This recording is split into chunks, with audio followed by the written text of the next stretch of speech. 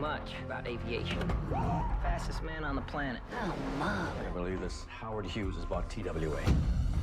Let's build a plane that flies above the weather. Across the country, across the world. If you do that, you could lose everything. Well, I won't. Welcome to Hollywood. Like a little adventure. Miss Hepburn, do your worst, Mr. Hughes. I've heard some disquieting rumors about Mr. Hughes. I'd like to know everything there is to know. I want to learn what pleases you. You madman. Thought nothing could stop him. You have to be very careful. Investigators turned up a lot of dirt. You want to go to war with me? You know, sometimes I get these crazy ideas about things that may not really be there. I'll have him dragged here to Washington. I want to see the whites of his life. We are in a street fight, and I'm not gonna lose. He owns Pan Am. He owns Comet. He does not own the sky. Beyond the wealth, You want me to bribe senators? I don't want them bribed, Jack. I want them bought. something drove him. You have called me a liar and a thief and a warp. Beyond the legend, Everything in these offices is the private property of Hughes Productions. something consumed him. Touchy things. Beyond the genius, Line is now completely unrealistic. No, I want to see the blueprints again. Show me all the blueprints. Show me all the blueprints. Show me all the blueprints. truth behind the man. Get a doctor. No one sees him like this. Sometimes I truly fear that I'm losing my mind. I think that Howard, will you marry me? You're too crazy for me.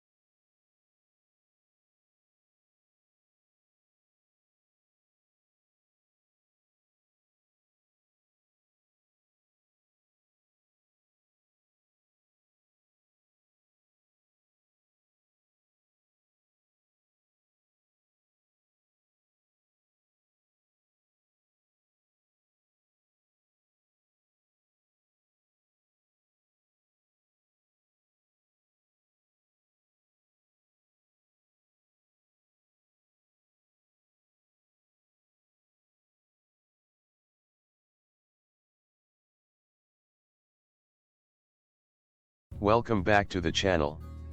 Today's video is based on a powerful Hollywood movie story, explained in a simple and interesting way. This is not just a movie recap, it's a journey through emotions, struggle, and unforgettable moments. So relax, stay till the end, and enjoy this amazing story. The Aviator, 2004, movie review. The Aviator is a 2004 epic biographical drama film directed by Martin Scorsese and written by John Logan. It stars Leonardo DiCaprio as Howard Hughes, Cate Blanchett as Katharine Hepburn, and Kate Beckinsale as Ava Gardner.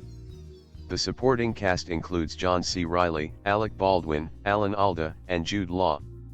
Based on the 1993 nonfiction book Howard Hughes, The Secret Life by Charles Hyam, the film depicts the life of Howard Hughes, an aviation pioneer and director of the film Hell's Angels. The film portrays his life from 1927 to 1947, when Hughes became a successful film producer and an aviation magnate while simultaneously growing more unstable due to severe obsessive, compulsive disorder, OCD. Filmed in Montreal, The Aviator was released in the United States on December 25, 2004, to positive reviews. It grossed $214 million on a budget of $110 million, thus emerging as a moderate commercial success at the box office. The Aviator received a leading 11 nominations at the 77th Academy Awards, including Best Picture, Best Director, for Scorsese, Best Actor, for DiCaprio, and Best Supporting Actor, for Alda, and won a leading 5 awards, including Best Supporting Actress, for Blanchett. At the 58th British Academy Film Awards, it received a leading 14 nominations, including Best Director, Best Actor in a Leading Role, for DiCaprio, and Best Actor in a Supporting Role, for Alda, and won a leading 4 awards, including Best Film and Best Actress in a Supporting Role, for Blanchett. It received 6 nominations at the 62nd Golden Globe Awards, including Best Director and Best Supporting Actress, Motion Picture, for Blanchett, and won a leading 3 awards, including Best Motion Picture, Drama and Best Actor, Motion Picture Drama, for DiCaprio. The film also received 3 nominations at the 11th Screen Actors Guild Awards, including Outstanding Male Actor in a Leading Role, for DiCaprio, winning Outstanding Performance by a Female Actor in a Supporting Role, for Blanchett. In 1913 Houston, 8-year-old Howard Hughes's mother gives him a bath and teaches him to spell quarantine, warning him about the recent cholera outbreak. 14 years later, in 1927, he begins to direct his film Hell's Angels, and hires Noah Dietrich to manage the day-to-day operations of his business empire. After the release of The Jazz Singer, the first partially talking film, Hughes becomes obsessed with shooting his film realistically, and decides to convert the movie to a sound film. Despite the film being a hit, Hughes remains unsatisfied with the result and orders it to be recut after its Hollywood premiere. He becomes romantically involved with actress Katharine Hepburn, who helps to ease the symptoms of his worsening obsessive, compulsive disorder, OCD, and germophobia. In 1935, Hughes test flies the H-1 Racer, pushing it to a new speed record despite having to crash land into a beet field when the aircraft runs out of fuel. 3 years later, he flies around the world in 4 days, breaking the world record. He subsequently purchases majority interest in Transcontinental and Western Air, TWA. One trip, company rival and chairman of Pan Am, asks his crony, Senator Ralph Owen Brewster, to introduce the Community Airline Bill, which would give Pan Am exclusivity on international air travel. Hepburn grows tired of Hughes's eccentricity and workaholism, and leaves him for fellow actor Spencer Tracy. Hughes quickly finds a new love interest with 15-year-old Faith Domergue, and later actress Ava Gardner. However, he still has feelings for Hepburn, and bribes a reporter to keep reports about her and the married Tracy out of the press. In the mid-1940s, Hughes contracts 2 projects with the Army Air Forces, one for a spy aircraft, and another for a troop transport unit for use in World War II. In 1946, with the H-4 Hercules flying boat still in construction, Hughes finishes the XF-11 reconnaissance aircraft and takes it for a test flight. However, one of the engines fails mid-flight, he crashes in Beverly Hills and is severely injured, but miraculously survives. The Army cancels its order for the H-4 Hercules, although Hughes still continues the development with his own money. Dietrich informs Hughes that he must choose between funding the airlines or his flying boat. Hughes orders Dietrich to mortgage the TWA assets so he can continue the development. By 1947, his OCD worsens and Hughes becomes increasingly paranoid, planting microphones and tapping Gardner's phone lines to keep track of her, until she kicks him out of her house. The FBI searches his home for incriminating evidence of war profiteering, searching through his possessions. Brewster privately offers to drop the charges if Hughes sells TWA to Tripp, but Hughes refuses. Hughes's OCD symptoms become extreme, and he retreats into an isolated germ-free zone for 3 months. Tripp has Brewster summon him for a Senate investigation, certain that Hughes will not show up. Gardner visits him and personally grooms and dresses him in preparation for the hearing. An invigorated Hughes defends himself against Brewster's charges and accuses the senator of taking bribes from Tripp. He concludes by announcing that he has committed to completing the H-4 aircraft, and that he will leave the country if he cannot get it to fly. Brewster's bill is promptly defeated. After successfully flying the aircraft, Hughes speaks with Dietrich and his engineer Glenn Adekirk about a new jetliner for TWA. However, he begins hallucinating and has a panic attack. As Adekirk hides him in a restroom while Dietrich fetches a doctor, Hughes begins to have flashbacks of his childhood, his love for aviation and his ambition for success, compulsively repeating the phrase, "the way of the future." Warren Beatty planned to direct and star in a Howard Hughes biopic in the early 1970s. He co-wrote the script with Bo Goldman after a proposed collaboration with Paul Schrader fell through. Goldman wrote his own script, Melvin and Howard, which depicted Hughes's possible relationship with Melvin Dummar. Beatty's thoughts regularly returned to the project over the years, and in 1990, he approached Steven Spielberg to direct Goldman's script. Beatty's Hughes biopic was eventually released under the title Rules Don't Apply in 2016. Charles Evans Jr. purchased the film rights for Howard Hughes' The Untold Story in 1993. Evans secured financing from New Regency Productions, but development stalled. The Aviator was a joint production between Warner Brothers Pictures, which handled Latin American and Canadian distribution, and Disney, which released the film internationally under its Miramax Films banner in the United States and the United Kingdom. Disney previously developed a Hughes biopic with director Brian De Palma and actor Nicolas Cage between 1997 and 1998. Titled Mr. Hughes, the film would have starred Cage in the dual roles of both Hughes and Clifford Irving. It was conceived when De Palma and Cage were working on Snake Eyes with writer David Kerp. Universal Pictures joined the competition in March 1998 when it purchased the film rights to Empire, The Life, Legend, and Madness of Howard Hughes, ISBN 0-393000-257, written by Donald Bartlett and James Steele. The Hughes brothers were going to direct Johnny Depp as Howard Hughes, based on a script by Terry Hayes. Universal cancelled it when they decided they did not want to fast-track development to compete with Disney. In the mid-1990s and early 2000s, director Milos Forman was in talks to direct a film about the early life of Hughes with Edward Norton as Hughes.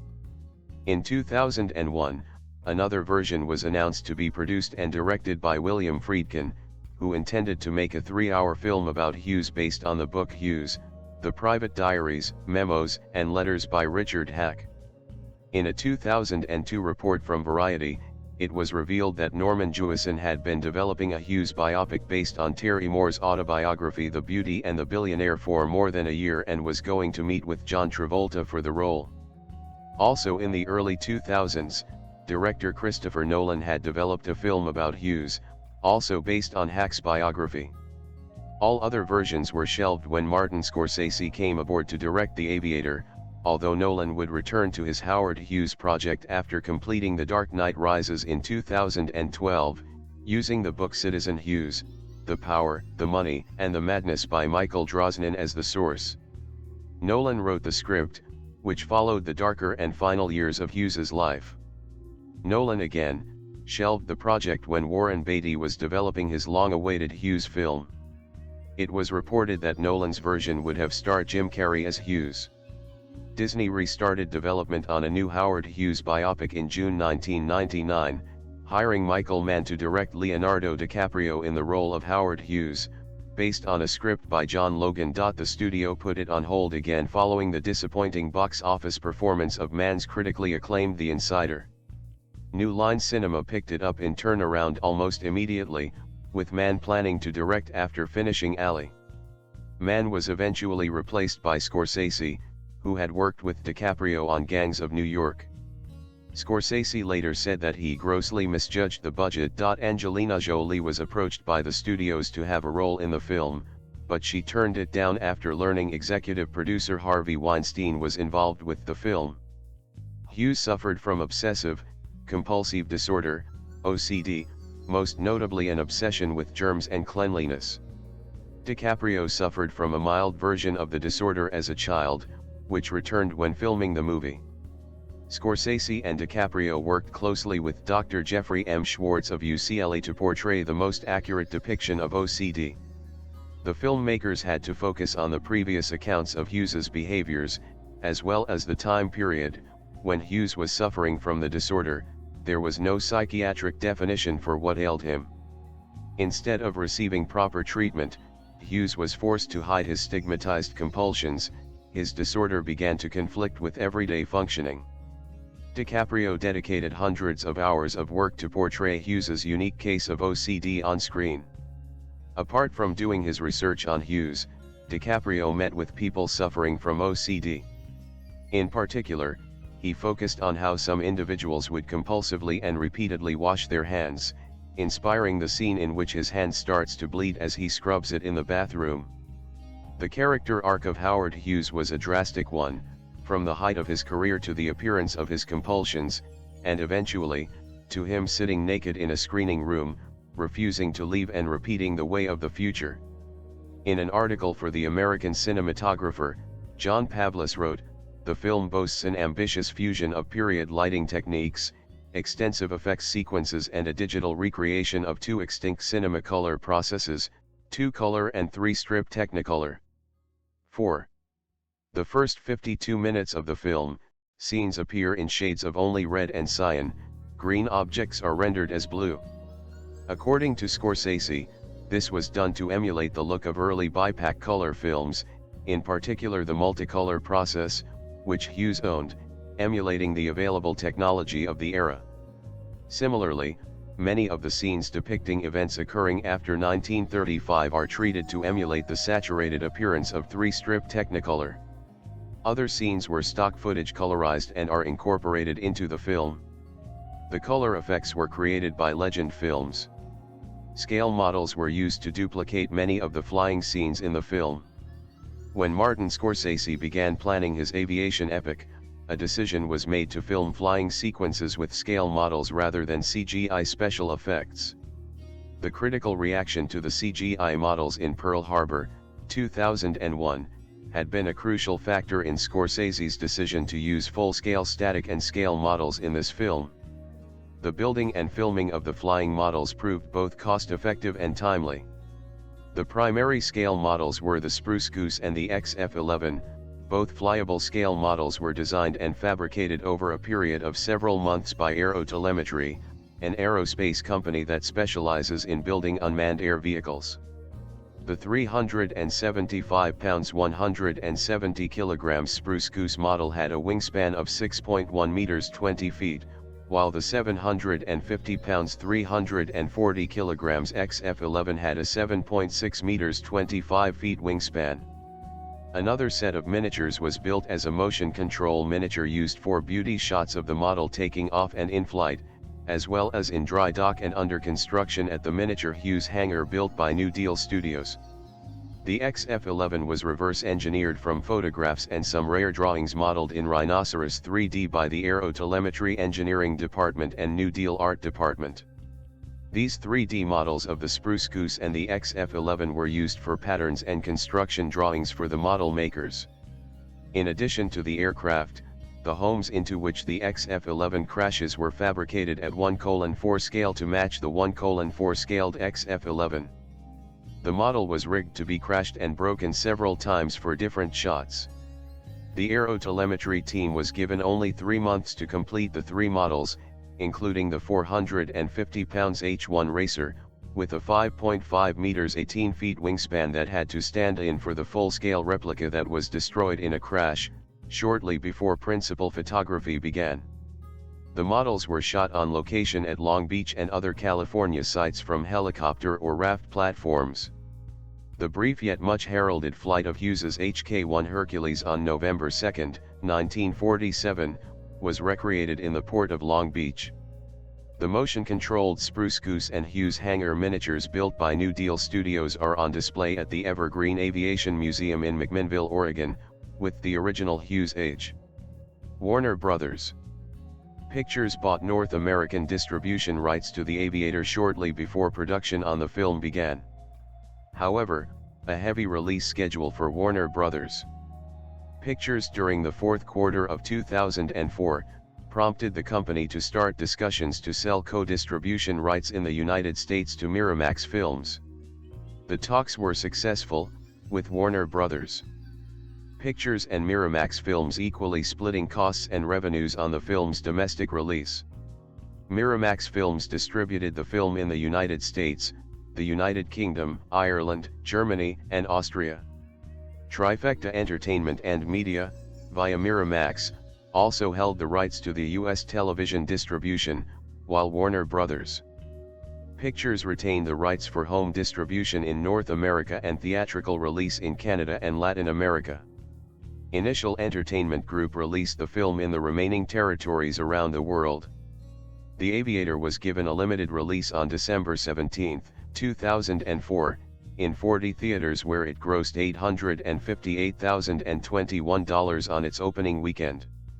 It was given a wide release on December 25, 2004, and opened in 1,796 theaters in the United States, grossing $4.2 million on its opening day and $8.6 million in its opening weekend, ranking number 4 with a per-theater average of $4,805. On its second weekend, it moved up to number 3 and grossed $11.4 million, $6,327 per theater. The film grossed $102.6 million in the United States and Canada and $111.1 million overseas, for a worldwide total of $213.7 million, against an estimated production cost of $110 million.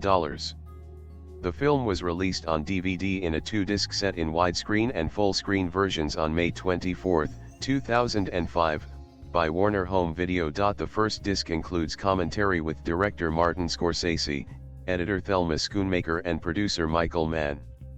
The second disc includes the making of The Aviator, deleted scenes, behind the scenes, scoring The Aviator, visual effects, featurettes on Howard Hughes, as well as other special features. The DVD was nominated for Best Audio Commentary, New to DVD, at the DVD Exclusive Awards in 2006. The film was released in high definition on Blu-ray and HD DVD on November 6, 2007.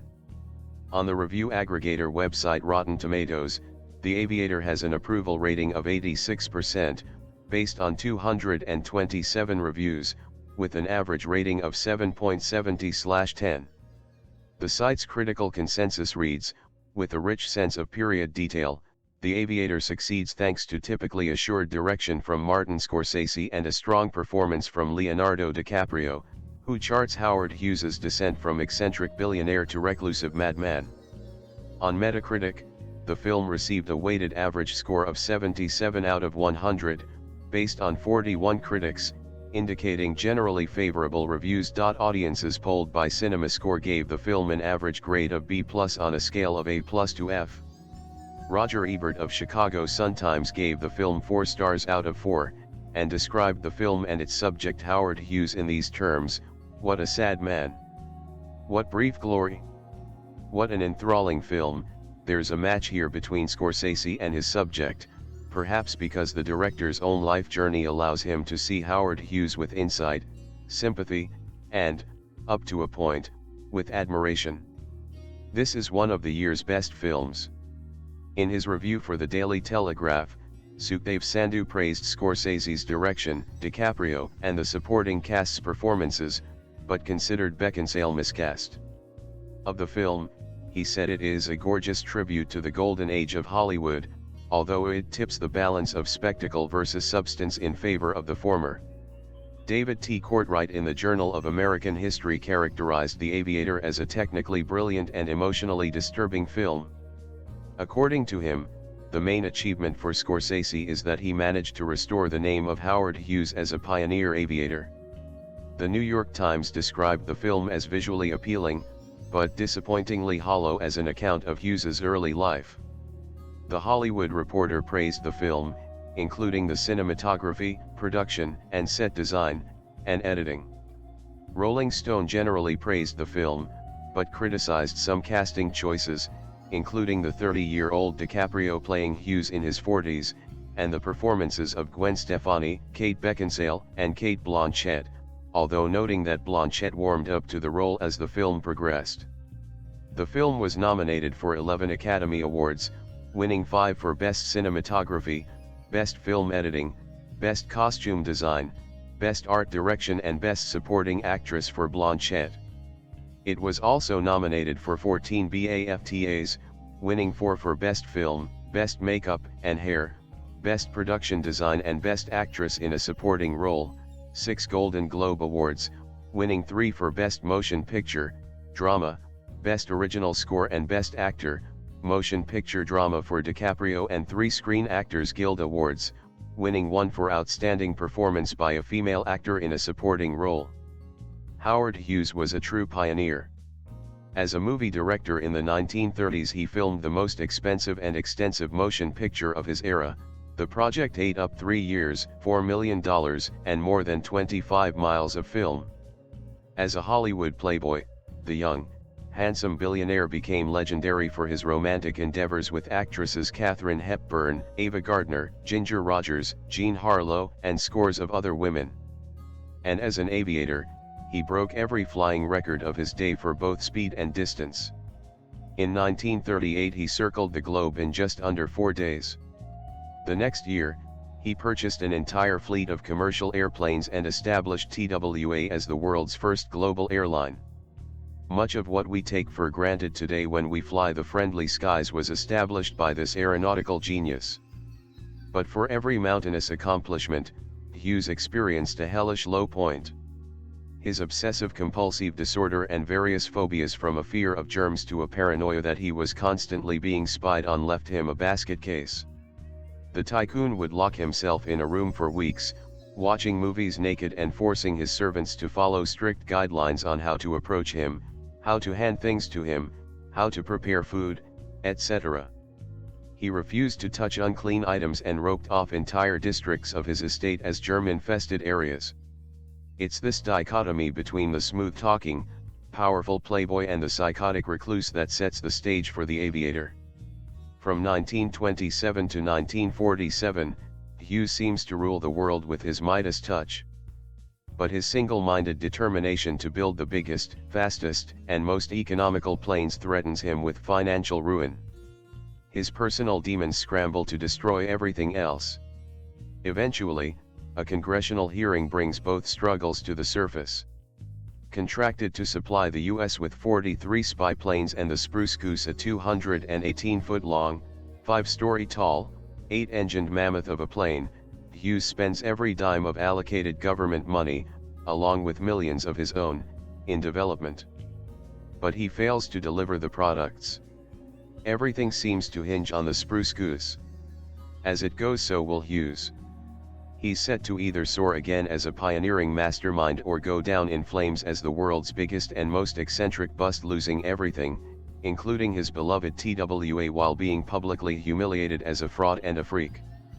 Though their romance goes sour, Hughes shares a deep friendship and understanding with Katharine Hepburn. "We have too many eccentricities, we're not like everyone else," she candidly says. When the actress is photographed in a compromising situation with another actor, Hughes goes out of his way to protect her image by purchasing the pictures. Later, she tries to return the favor by helping him at his lowest point. Likewise, Ava Gardner comes to rescue Hughes in the midst of his madness by prepping him for the Senate hearings.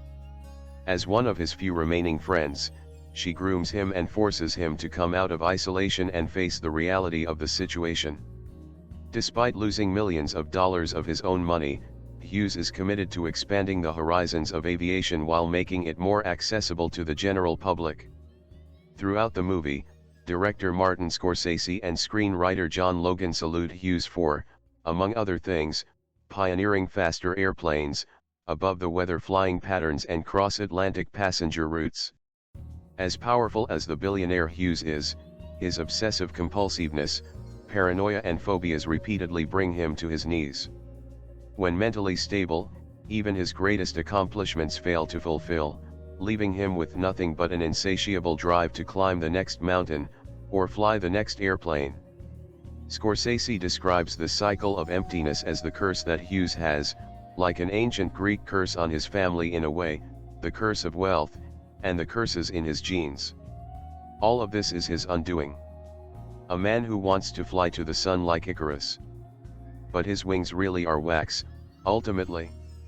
Christians may link the story to Ecclesiastes 2:17 rather than Greek mythology. Hughes epitomizes King Solomon's revelation, all of it is meaningless, a chasing after the wind. Though no explicit bedroom scenes are shown, the sexual nature of Hughes' Hollywood relationships is made clear. He and Hepburn share a passionate kiss while undressing each other. He later reaches down Gardner's top while the two fool around. But this playboy didn't limit his choice of women to A-list actresses. In a club he's seen hitting on a waitress. He uses the line, "I want to learn what pleases you," while touching her in what is implied to be a sexual way, off camera. The sleazy scene plods on as he asks the waitress if his advances feel good. Several times, Hughes' romantic interests are said to be screwing other men. When confronted by Hepburn about his unfaithfulness, though the two aren't married, Hughes claims the other women involved in his highly publicized escapades are simply Cracker Jack candy and don't mean anything to him. Turning the tables, Hepburn leaves him for another man. After her departure, Hughes becomes domineering and distrustful in his relationships with the opposite sex. He hires a 15-year-old girl to accompany him to public events. The interview and his later treatment of the girl are both degrading and creepy. In his affair with Gardner, he becomes obsessed with knowing where she is at all times, even to the point of placing bugs around her house and hiring spies. The Playboy's sexual obsession also migrates into his aeronautical work. For instance, while assessing the weather he compares clouds in the sky to giant breasts with milk. To court financial backers for TWA, he hires call girls to seal the deal. Others refer to this move as a boob buffet for potential investors who are assured of scoring that night. Hughes' second movie, The Outlaw, is described as dirty and becomes the first mainstream picture to feature prominent female cleavage. During its making, the filmmaker and his advisors go so far as to construct a cleavage-enhancing bra for lead actress Jane Russell. As a diagram for the invention is held up, breasts are repeatedly referred to using crude sexual slang. We get samplings of The Outlaw's prominent displays of cleavage via replayed clips, and breasts become even more of a focal point when Hughes objects to the rating the film is assigned by the Motion Picture Association of America. He argues his case by presenting up-close, poster-sized photographs of various actresses' on-screen cleavage. During several club scenes, waitresses wear halter tops and skimpy outfits. One setting includes two girls in devil outfits dancing seductively. Hell's Angels, Hughes' epic war movie, is predictably violent. We witness airplanes blow up after shooting at each other. A pilot catches fire in a cockpit. A soldier is shot. Then, fiction forecasts reality when Hughes is forced to crash land in a Beverly Hills neighborhood. His wings slice through rooftops, leaving a trail of demolition and fire. Hughes smashes into the cockpit glass when the plane finally comes to a halt, leaving a bloodied imprint. As he escapes, he breaks a bone, burns his hands on the heated glass and crawls through fire. We see an aerial shot of his charred and battered body. A jealous former fling repeatedly slams her car into Hughes when she sees him out on the town with Gardner. When he gets out of the car, he nearly gets pinned between the two vehicles. In a club, two of Hughes' acquaintances get into a fist fight. Later, when arguing with Gardner, he slaps her. She responds by smashing a vase over his head. Like the steady turn of a propeller, the Aviator churns the air with profane and vulgar sound waves. A single F word and about 10 S words are spoken. God's name is abused more than 50 times, many times in combination with D, N, and there are almost 24 misuses of Jesus' name. Milder profanities, including several sexually crude references, bring the overall tally to well over 100. Though Hughes' swinging lifestyle would seem to demand that he consume quantities of drugs and alcohol, he frequently opts not to smoke or drink. He does pour a drink once with Hepburn. Unfortunately, those around him make up for his dryness. Acquaintances smoke cigarettes and drink alcohol at virtually every visit to a club or restaurant. Waitresses at the Coconut Grove sell cigars and cigarettes. A business partner downs a scotch and immediately orders another to ease his stress. Potential TWA investors party with drinks in hand. FBI agents searching Hughes' estate do so while smoking cigarettes. Threatening the TWA owner, a rival airline owner puffs away on a pipe. The older Hughes got, the more he quarantined himself in his own estate naked. Though others were left in the dark about what went on behind closed doors, we're privy to no fewer than 10 rear and side shots of the billionaire in the buff. In one scene, Hughes strips naked and burns all his clothes after Hepburn leaves him. While locked away in his movie room, Hughes urinates into milk bottles. The senator presiding over the congressional hearing blackmails Hughes to force him to sell TWA. A couple of characters use period-based racial slurs. Today, most people know Howard Hughes as an icon, a mysterious legend. We've heard the rumors of his 3-foot-long fingernails, his CIA associations and his womanizing. Some of us have even heard about his groundbreaking feats in the modern world of aviation. Martin Scorsese expertly exploits our cultural fascination with Hughes, delivering an in-depth, 3-hour character study. He concentrates on Hughes' internal struggles, and his film quickly reveals itself as a well-made and eloquent tragedy. Though Leonardo DiCaprio's Titanic persona initially gets in the way of his believability as Hughes, the actor excels as a man well aware of yet helplessly trapped by his personal demons. The movie's content is another matter. If one takes the liberty of equating personal demons with such things as foul language and sexual shenanigans, it can be argued that the film falls victim to the exact same thing Hughes does. It's well aware, yet helplessly trapped. The Aviator is Martin Scorsese's account of the brilliant, unpredictable Howard Hughes. It is an extremely interesting, if unorganized, look at the man who revolutionized air travel, made the most expensive movie of his day, fought a crooked senator's unfair attacks, and suffered from debilitating paranoia and mental illness all the while. Inheriting a successful tool company from his father at age 18, Hughes had eccentric plans for his money from the start. His interest in warfare and aviation led him to make Hell's Angels, an epic about fighter pilots in World War I. Originally intended to be a silent film, Hughes changed his mind just before the movie's release and reshot most of it to include sound. These Lupa decisions become par for the course, but the stakes rise. Leonardo DiCaprio does a great job giving Hughes his fire and intensity.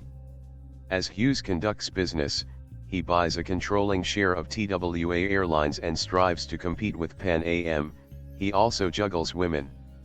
His relationship with Katharine Hepburn is presented as his longest and most serious, but after she left him, Hughes pursued a number of young starlets. As recorded in our content section, the foul language count for this movie is quite high.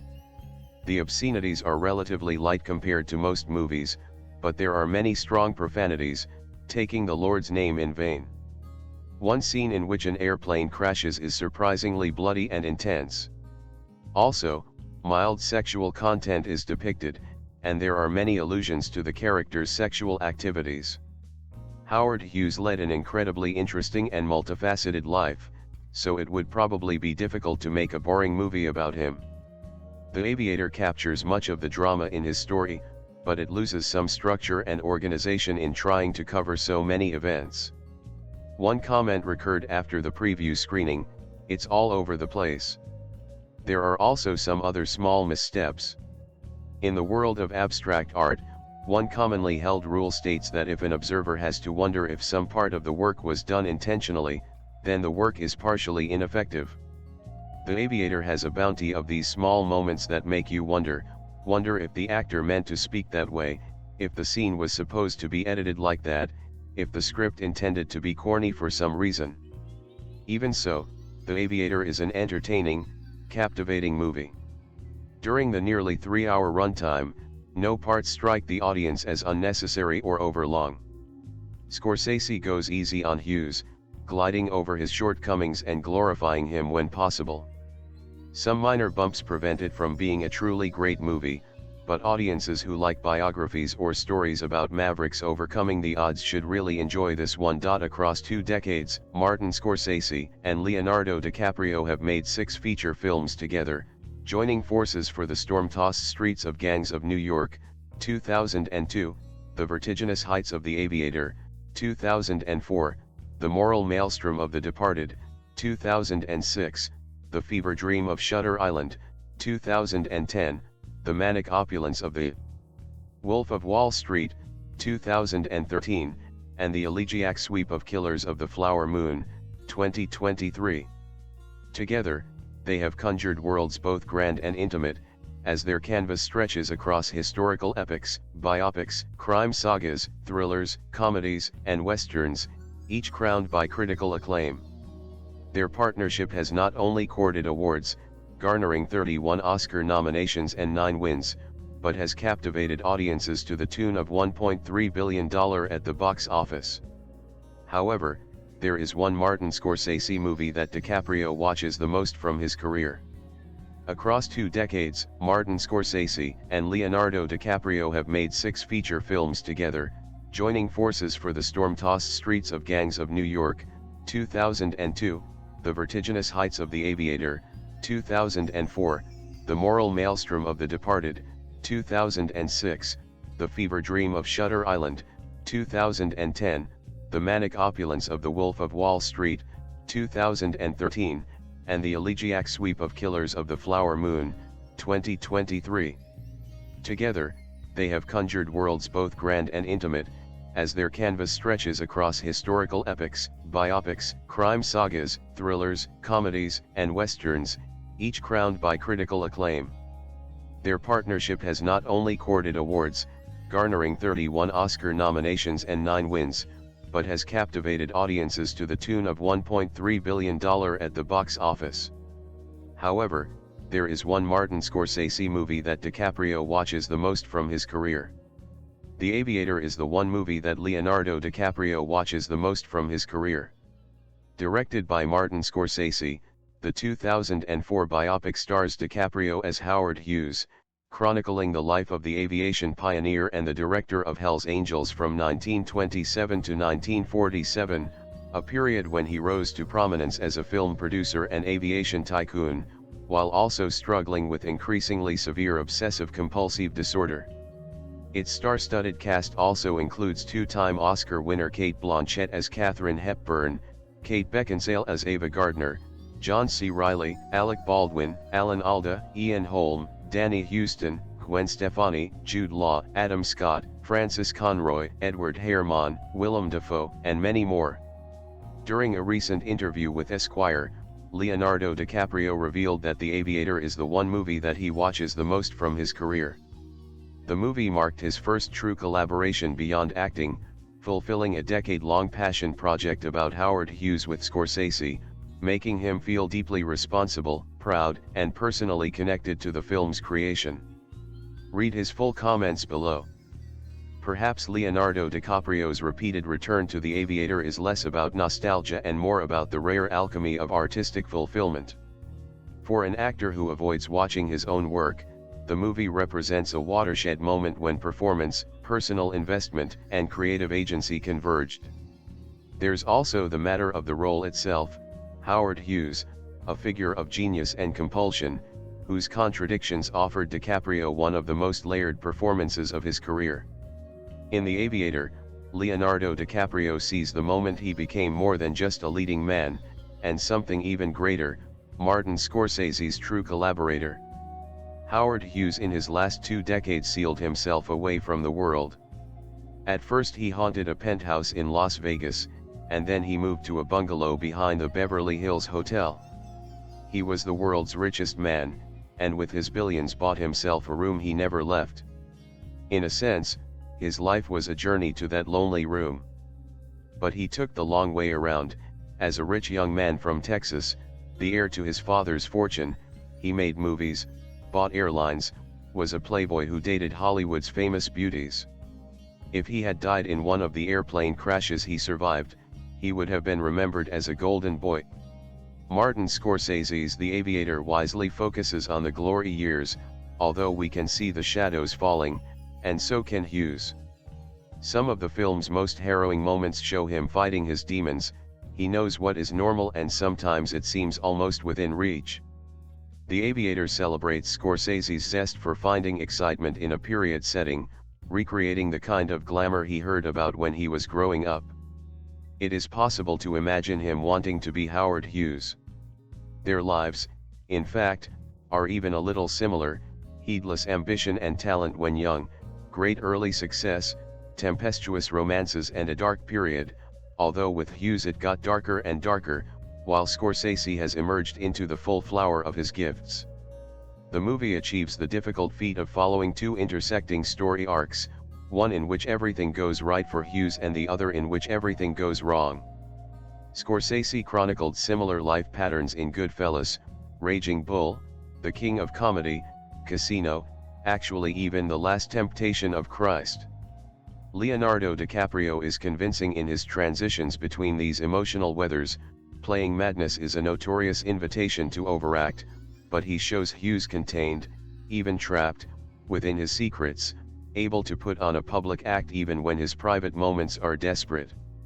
His Howard Hughes arrives in Los Angeles as a good-looking young man with a lot of money, who plunges right in, directing a World War I aviation adventure named Hell's Angels, which was then the most expensive movie ever made. The industry laughed at him, but he finished the movie and it made money, and so did most of his other films. As his attention drifted from movies to the airplanes in his films, he began designing and building aircraft and eventually bought his own airline. Women were his for the asking, but he didn't go for the easy kill. Jean Harlow was no pushover, Ava Gardner wouldn't take gifts of jewelry, I am not for sale, and during his relationship with Katharine Hepburn, they both wore the pants in the family. Hepburn liked his sense of adventure, she was thrilled when he let her pilot his planes, she worried about him, she noted the growing signs of his eccentricity, and then she met Spencer Tracy and that was that. Hughes found Jane Russell and invented a pneumatic bra to make her bosom heave in The Outlaw, and by the end he had starlets on retainer in case he ever called them, but he never did. DiCaprio is nobody's idea of what Hughes looked like, that would be a young Sam Shepard, but he vibrates with the reckless spirit of the man. John C. Reilly plays the hapless Noah Dietrich, his right-hand man and flunky, routinely ordered to mortgage everything for one of Hughes' sudden inspirations. Hughes apparently became the world's richest man by going bankrupt at higher and higher levels. Scorsese shows a sure sense for the Hollywood of that time, as in a scene where Howard, new in town, approaches the mogul L.B. Meyer at the Coconut Grove and asks to borrow 2 cameras for a big Hell's Angels scene. He already had 24, but that was not enough. Meyer regards him as a child psychiatrist might have regarded the young Jim Carrey. Scorsese adds subtle continuity, every time we see Meyer, he seems to be surrounded by the same flunkies. The women in the film are wonderfully well cast. Cate Blanchett has the task of playing Katharine Hepburn, who was herself so close to caricature that to play her accurately involves some risk. Blanchett succeeds in a performance that is delightful and yet touching, mannered and tomboyish, delighting in saying exactly what she means. She shrewdly sizes up Hughes and is quick to be concerned about his eccentricities. Kate Beckinsale is Ava Gardner, aware of her power and self-protective. Gwen Stefani is Jean Harlow, whose stardom overshadows the unknown Texas rich boy, and Kelly Garner is Faith Domergue, the next Jane Russell at a time when Hughes became obsessed with bosoms. Jane Russell doesn't appear in the movie as a character, but her cleavage does, in a hilarious scene before the Breen office, which ran the Hollywood censorship system. Hughes brings his tame meteorology professor, Ian Holm, to the censorship hearing, introduces him as a systems analyst, and has him prove with calipers and mathematics that Russell displays no more cleavage than a control group of 5 other actresses. Special effects can distract from a film or enhance it. Scorsese knows how to use them. There is a sensational sequence when Hughes crash lands in Beverly Hills, his plane's wingtip slicing through living room walls seen from the inside. Much is made of the Spruce Goose, the largest airplane ever built, which inspires Sen. Owen Brewster, Alan Alda, to charge in congressional hearings that Hughes was a war profiteer. Hughes, already in the spiral to madness, rises to the occasion, defeats Brewster on his own territory and vows that the plane will fly as indeed it does, in a CGI sequence that is convincing and kind of awesome. By the end, darkness is gathering around Hughes. He gets stuck on words and keeps repeating them. He walks into a men's room and then is too phobic about germs to touch the doorknob in order to leave. With all his power and wealth, he has to lurk next to the door until someone else walks in, and he can sneak through without touching anything.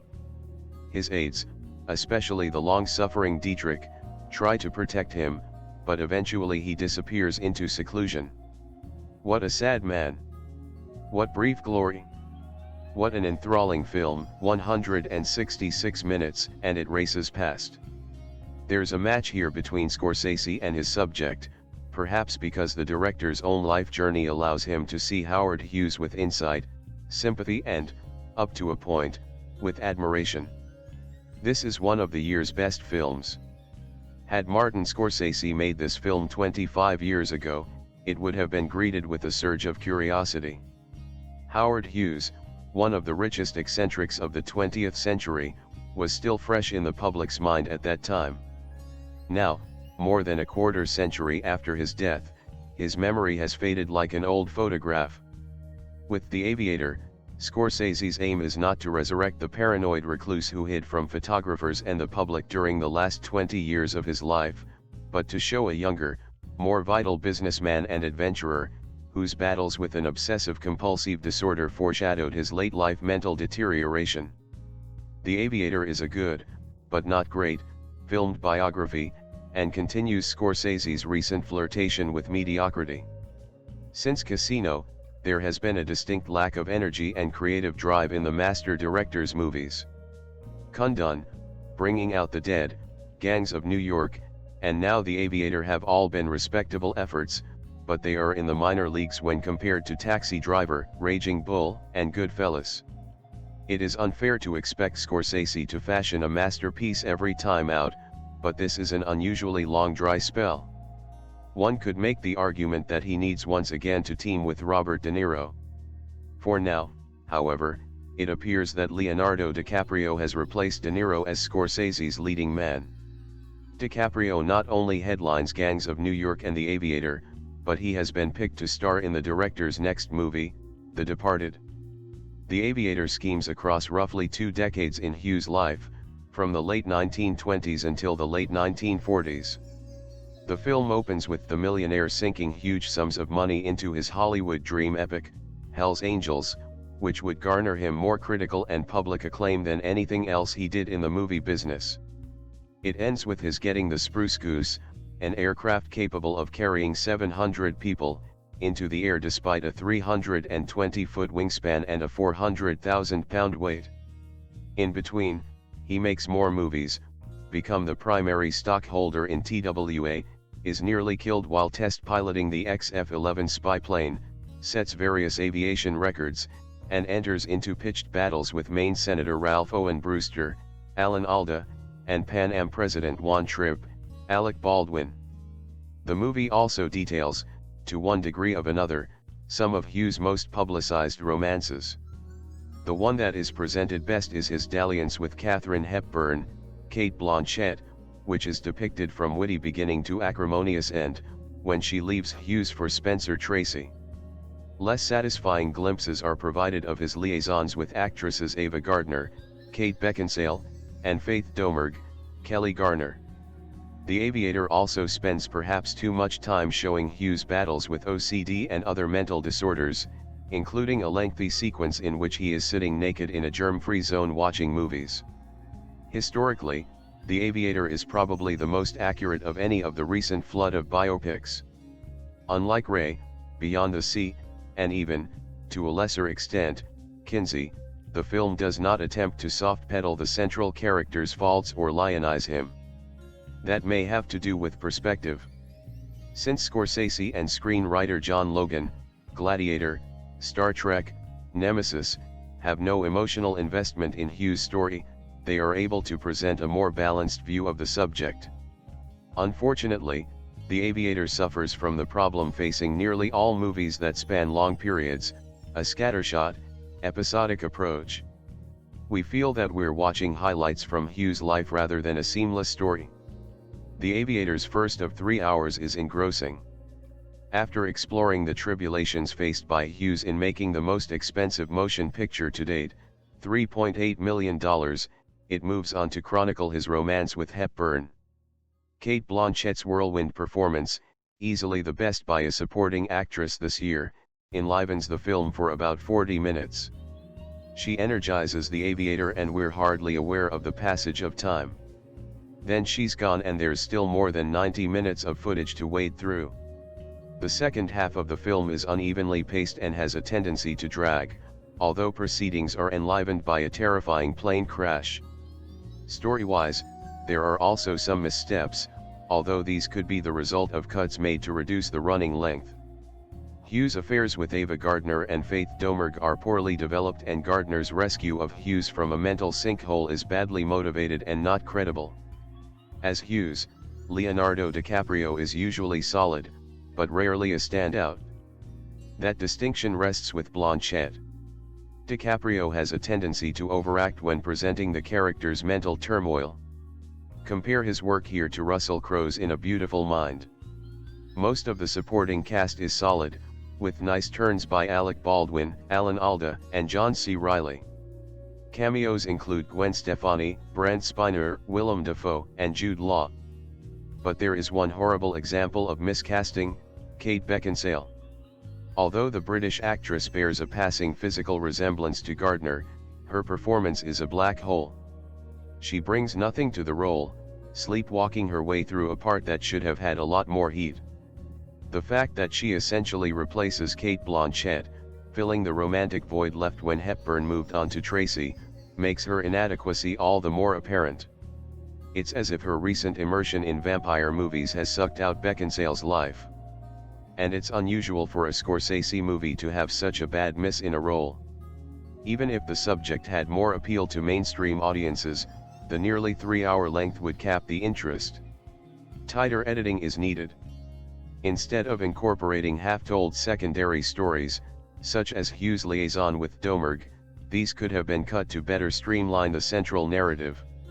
The color they add is not worth the havoc they wreak upon the overall plot. For those with an interest in Hughes and Slash or the era in which he operated, The Aviator represents a flawed but entertaining, and perhaps informative, tale. Others, unfortunately, will likely be more bored than engrossed once the first hour has passed. It's not like his whole career hasn't been littered with misfires. Nobody can possibly justify the existence of 1985's After Hours, but the problem became chronic with the rise of digital cinema, which Scorsese chose to commingle with an overly romantic fantasy of working within the old studio system, resulting in a long string of tepid, grating, overwrought works. It's not a hard and fast rule of thumb, but his films became rapidly less interesting the further he roamed from his neorealist roots. Without that looseness of execution and core interest in human interaction, they quickly became mannered, almost mechanistic, to the point where you can almost hear them giving off a kind of clockwork whir. The Aviator is a bit of an exception, although it's not entirely clear why.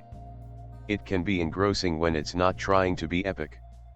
Channel out all the pasteboard spectacle and it's actually pretty compelling, but looking past the vast welter of misconceived, poorly executed, and often silly effects work can be daunting for even the most determined.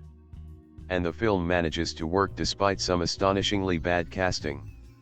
Gwen Stefani's cameo as Jean Harlow is brief, but she still manages to be a significant negative presence, and makes you wonder who owed who a favor. A far bigger problem is Cate Blanchett's Katharine Hepburn. The vast gap between Blanchett and Hepburn's physical presences serves as a constant reminder of how little the former resembles the latter, and makes Blanchett seem more caricature than character.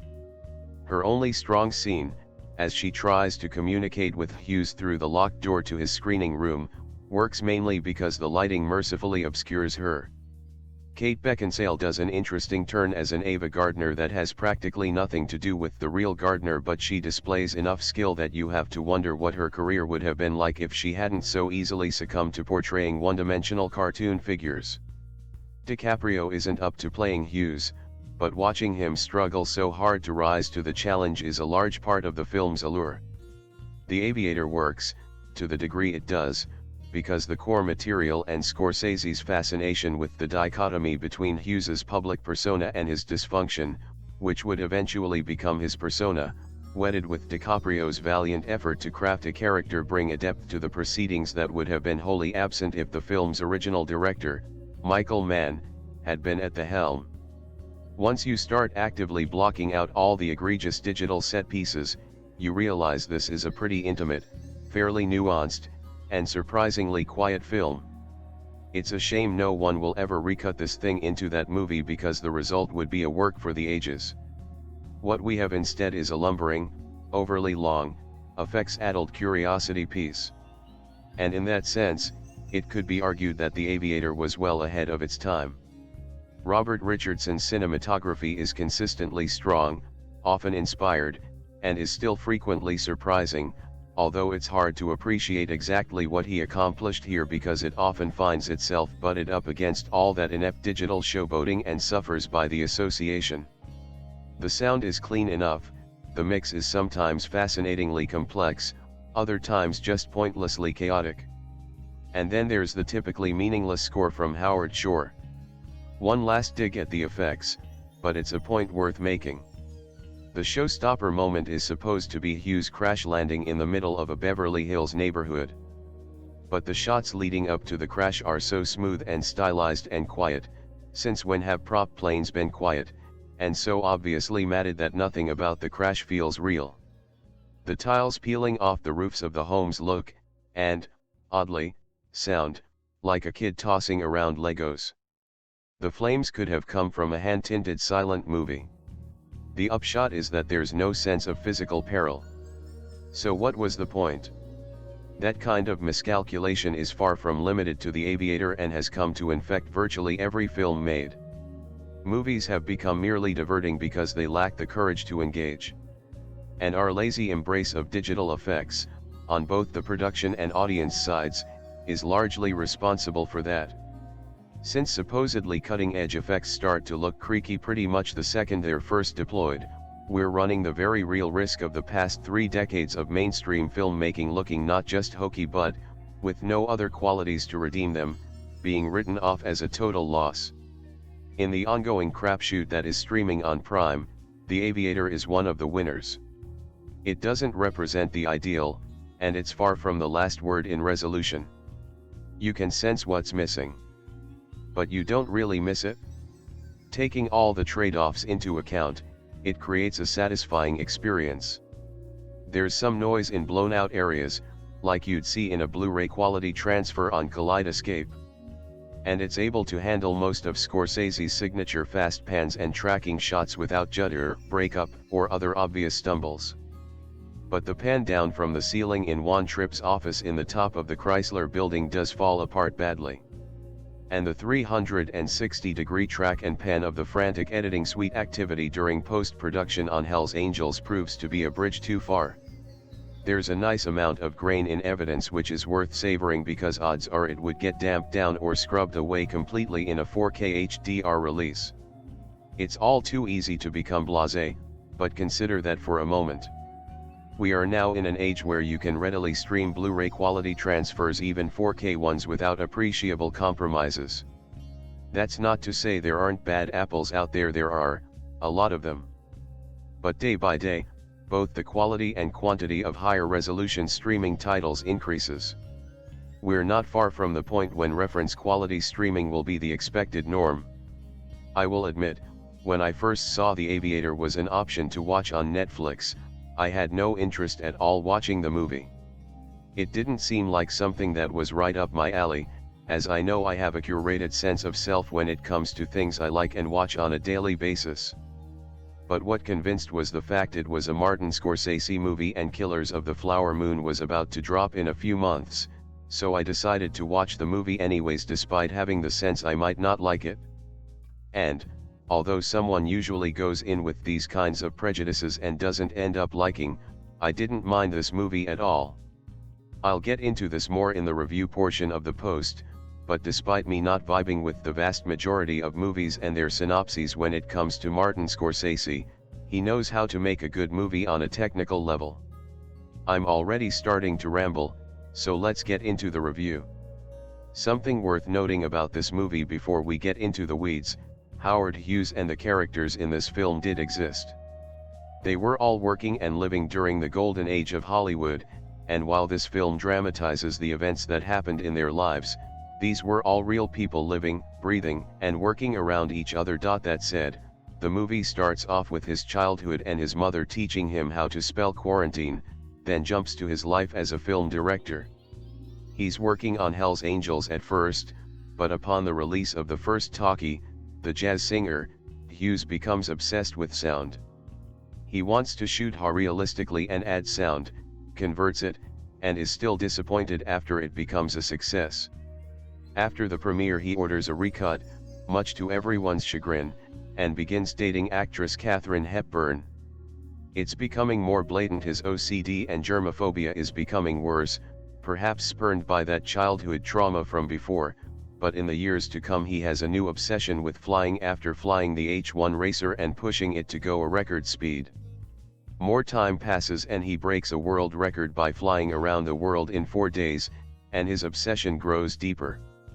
Pan Am chair tries to monopolize international air travel while Hepburn dumps Hughes, citing that he is too eccentric and works too much. Hughes then finds a love interest with 15-year-old actress Faith Domergue. That doesn't work out, then he dates Ava Gardner. This doesn't distract him from his love for Hepburn though, as he can be seen still pining after her. World War II starts and he begins working on projects with the Air Forces in the Army, which takes up the bulk of his time. 1947 arrives and he goes for a test run of an aircraft he's worked on, and when it crashes, he somehow survives. The Army cancels their orders though, and he decides to fund it himself, but has to come to some major decisions. The OCD starts worsening, and paranoia kicks in for Hughes. Gardner gets pissed with him after he taps her phone lines, and she ends up kicking him out of the house. The FBI also starts knocking because they think he was involved with war profiteering. His OCD symptoms hit a peak bad point, and he isolates for 3 months in a place that's germ-free. He's summoned to the Senate, as no one expects him to come, but he does anyways. And he accuses the senator of being bribed. He restates his commitment to finishing the aircraft, and he does get it to fly. The film ends with him having a panic attack and hallucinating. I love old Hollywood, so this movie turned out to be right up my alley. I had no idea beforehand that it was about this specific time period, and I was generally unaware of Hughes. I tend to focus more on the old Hollywood actresses, so I'm surprised that I missed the fact he was involved with both Hepburn and Gardner. Anyways, I enjoyed this movie because of how it pays attention to the period and the details going into it. It's very realistic in that way, and the performances are great as well. The Howard Hughes biopic opens in 1927 with the young filmmaker entrepreneur on the set of Hell's Angels, his WWI dogfighting epic. Like Gangs of New York, Hell's Angels reflected the filmmaker's personal obsessions, planes and women for Hughes, violence, lawless behavior, and New York history for Scorsese. Both films are also visually spectacular but narratively trite, with melodramatic conflicts centering on two men who share some kind of family bond and are entangled in romantic triangles. Most importantly, both films faced myriads of delays and production problems, went badly over schedule and over budget, and seemed never to get finished, or rather, got finished, and then finished again, and then finished some more. If Scorsese didn't succeed in making Gangs of New York as watchable as Hell's Angels, he's made up for that now with The Aviator, an intriguing portrait of a troubled golden boy in a golden age, a man who lived as if he had a charmed life, and whose charm and charisma and vision were enough for a while to make it seem as if he really did. As this suggests, Scorsese is interested in the young, vital Hughes of the 20s and 30s and 40s, not the tragic, reclusive figure of the 70s shuffling in Kleenex boxes. But Hughes's demons haunted him for decades before destroying him completely, and what we do see here is far more unsettling than typical movie OCD or schizophrenia. Example: A Beautiful Mind, as good as it gets. The film also deals in varying degrees with Hughes's relationships with a parade of leading ladies: Katharine Hepburn, Cate Blanchett, Ava Gardner, Kate Beckinsale, Jean Harlow, Gwen Stefani, plus teenaged starlet Faith Domergue, Kelly Garner. It would arguably be unfair to say that the film glamorizes Hughes's decadent love life.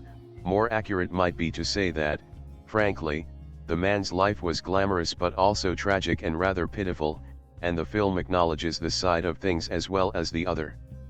DiCaprio is riveting as Hughes, thoroughly inhabiting every nuance of his protagonist's complex story arc. Blanchett gives a brave performance as Hepburn, one that isn't immediately quite persuasive but becomes convincing over time. Beckinsale isn't given as much time to find Gardner's character, and is less successful.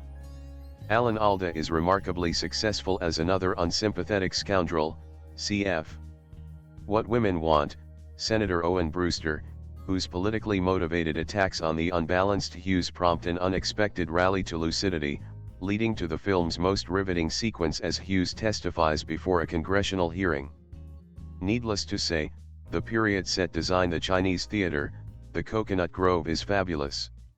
Unsurprisingly, The Aviator recalls another film that, like Hell's Angels, was made by a first-time director golden boy, Citizen Kane.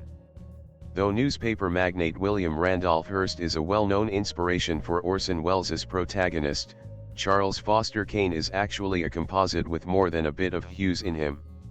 Like Kane, Hughes spends his millions heedlessly to get whatever he wants, thrives on the cult of his own celebrity, and sees the promise of his startling early successes in youth increasingly give way to a morass of setbacks, failures, disillusionment, and isolation. Perhaps the most direct cinematic parallel to Welles's masterpiece is the unsettling prologue with Hughes as a child being sponge-bathed by his mother, a scene critic Jonathan Rosenbaum goes so far as to call an acute case of rosebud. If it needs to be said, The Aviator is no Citizen Kane. It's well crafted, but hardly comparable to Kane's narrative and cinematic stylings or existential themes. Citizen Kane is an existential tragedy about a man who wanted to be loved by others but had no room for love in his own proud heart.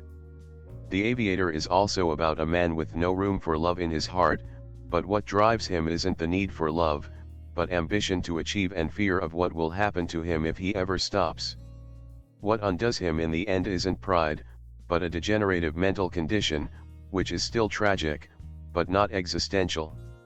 The Aviator got off to a great start. I was enjoying myself, I was having fun. I wanted to learn more about Howard Hughes, Leonardo DiCaprio, and I wanted to see the rest of the film. It opened off wonderfully, as a matter of fact, and it did a great job of drawing me into the world that it created. Said world begins in 1927 with Howard Hughes directing the film Hell's Angels. He is seemingly a perfectionist, requiring over 24 cameras just to film one scene. He's a rich man, and is able to spend over $4 million on the final picture. He even refilms the entire movie after realizing that silent pictures are out of style. He becomes completely obsessed with making the best film he can. Unfortunately, the filmmaking aspect that dominates this first part is more or less forgotten about later on. Hughes begins designing airplanes, and taking a large interest in the aviation business. I suppose that's where the title The Aviator comes from. For me, anyway, this aspect of the film was far less interesting, especially with how much I enjoyed the first part. Now, this isn't to say that there isn't a lot to like or enjoy for the majority of the film, as the drama was still interesting, even if the subject matter wasn't. The character of Hughes is still one you'll want to follow, as he undergoes a series of changes throughout. Part of the film focuses on his increasing OCD, which is fascinating to bear witness to.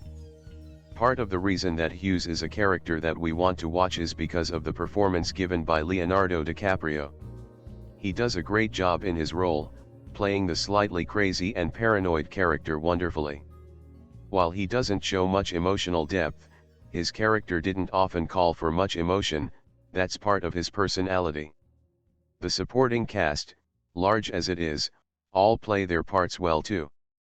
They don't give the same type of scene-stealing performance that DiCaprio does, but they play their roles just fine. Nothing incredibly memorable or noteworthy, but that's a good thing, I believe. It means that all of our focus goes on Howard Hughes, and not towards any of the secondary characters. While we will come to care about Hughes, there are some scenes within The Aviator that are incredibly dull and boring. It's an odd case, because there are some moments where you will not be able to take your eyes off the screen while others where you will want to turn the film off. At least, that was what happened when I was watching. Near the middle of the film, when not all that much is going on, I was bored.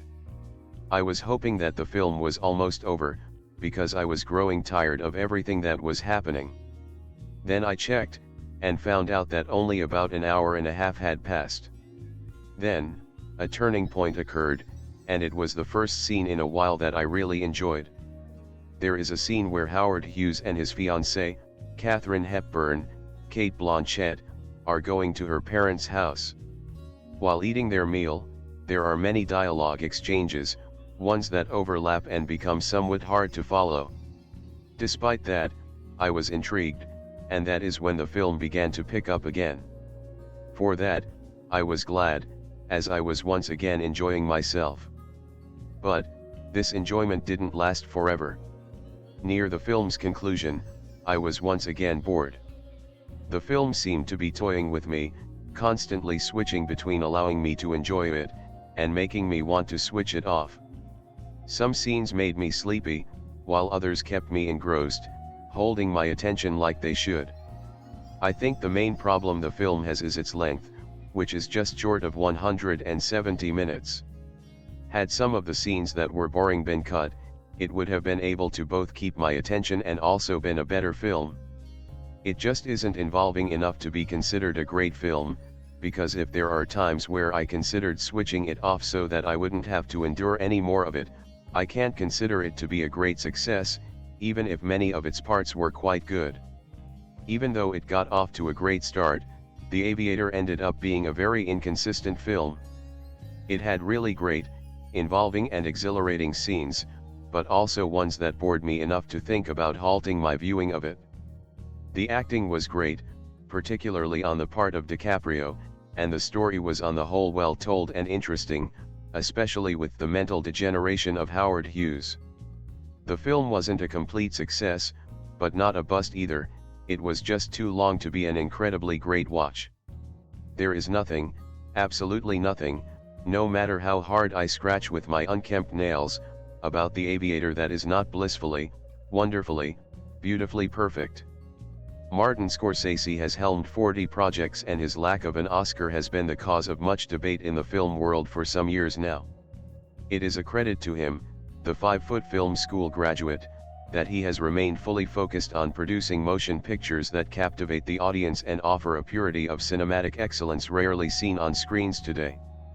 His most recent production is the life story of the legendary Howard Hughes, big-budget movie director, playboy, pioneer, and what many might call a psychopath. He broke boundaries when he directed the war epic Hell's Angels. His addiction to aviation was funded by a vast inheritance, which was almost wiped out as he became obsessed with producing the largest and most modern aeroplanes the world had ever seen.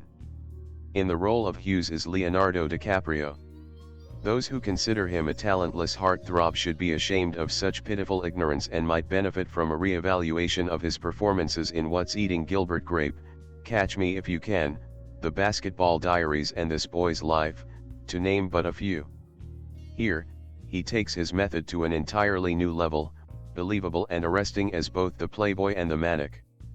His nervous tics are a joy to behold, from his cautious cough at the sight of germs to his utter uncontrollable terror as a disabled man approaches him after using the bathroom. Best Actor? Very much deserved. Cate Blanchett, apparently Scorsese's first choice for the role of Katharine Hepburn, is transformed completely into the reincarnation of the 4-times Oscar winner. The New England accent is faultless, as are the mannerisms and the classy Hepburn swagger. Truly a fantastic performance. Best Actress? Certainly. Even the usually irritating, but constantly alluring, Kate Beckinsale turns in a great performance, as Ava Gardner, definitely worthy of Academy notification. She is alleged to have put on 20 pounds for the role and comes out looking fresh-faced and mouth-watering. Her chemistry with DiCaprio is very playful, contrasting the mother-slash-son undercurrent that pervades between DiCaprio and Blanchett. performances from John C. Reilly and the reborn Alec Baldwin are of a very high standard, also. It seems unfair to name just 2 actors, yet somehow, despite the quality of the supporting cast, the leads still manage to have an extra spark that makes the tense moments in the film even more exhilarating to watch. Scorsese's direction is clearly painstaking. As the years pass, the quality of the film changes, the color tones reflecting how films would have looked at the time. The beautifully painted shots are matched by the costumes, set design, and even special effects, something quite rare for Scorsese. His old-school approach to action is phenomenal.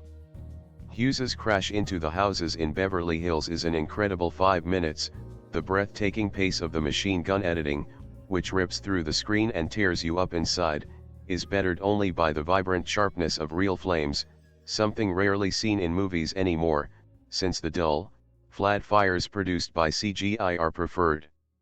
From beginning to end, with stunning sequences throughout, especially the Senate hearing, The Aviator is a beautiful picture with flawless performances, wonderful cinematography and extravagant mise-en-scene.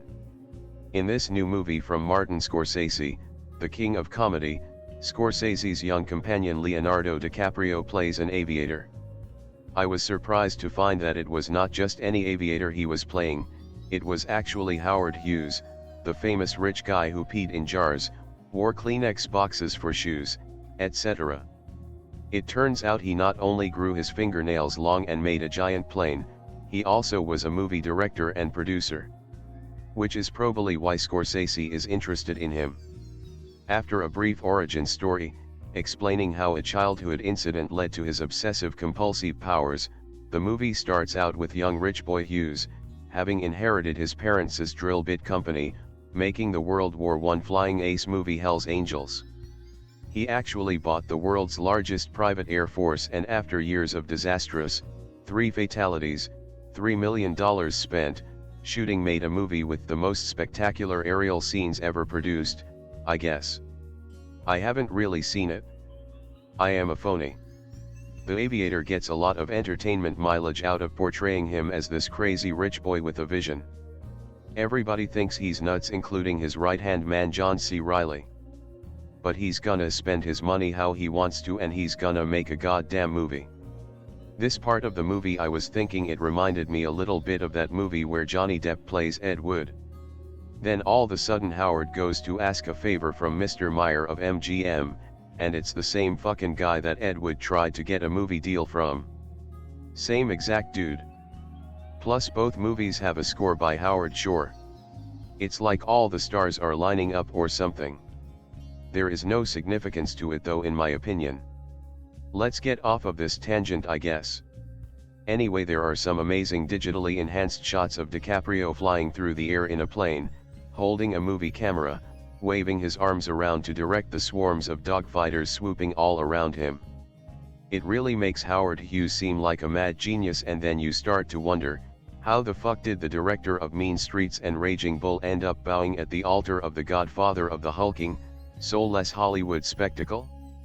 I know, independent maverick filmmaker, etc., but still the whole point of Hell's Angeles is its hugeness and the seeming impossibility of making a movie like that.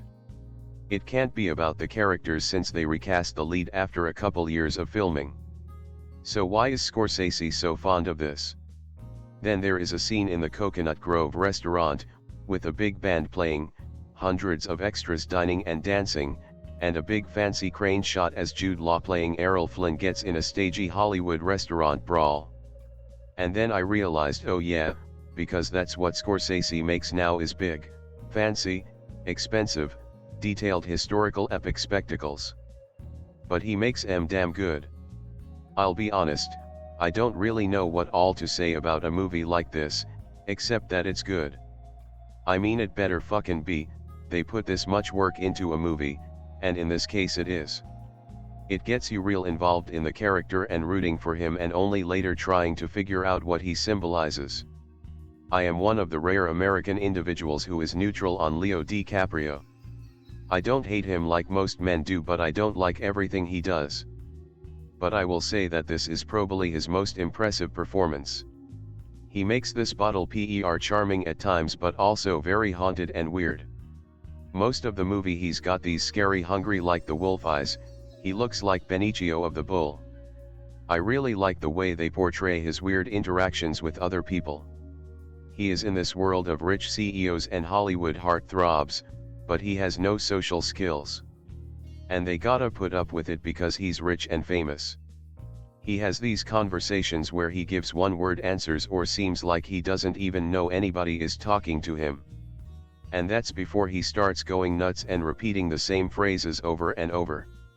And they don't hammer on the obsessive-compulsive thing too hard, at least not in the dialogue. It's almost all shown visually. He doesn't talk about that he has a special fork for measuring the size of his peas, they just show it sitting there. And then you see the look on his face when that fucking mustachioed slob Errol Flynn has the nerve to put his grubby swashbuckler mitts on Howard's goddamn dinner plate. Ruining everything. Thanks a lot Errol Flynn, you asshole. And they don't have him say, Katharine Hepburn, you mean so much to me that I will drink out of the same milk bottle as you, despite my crippling paranoid fear of germs. They just show him doing it and let you do the math. Not bad. One small problem I had with the movie though was Cate Blanchett as Katharine Hepburn, who is his girlfriend for most of the movie.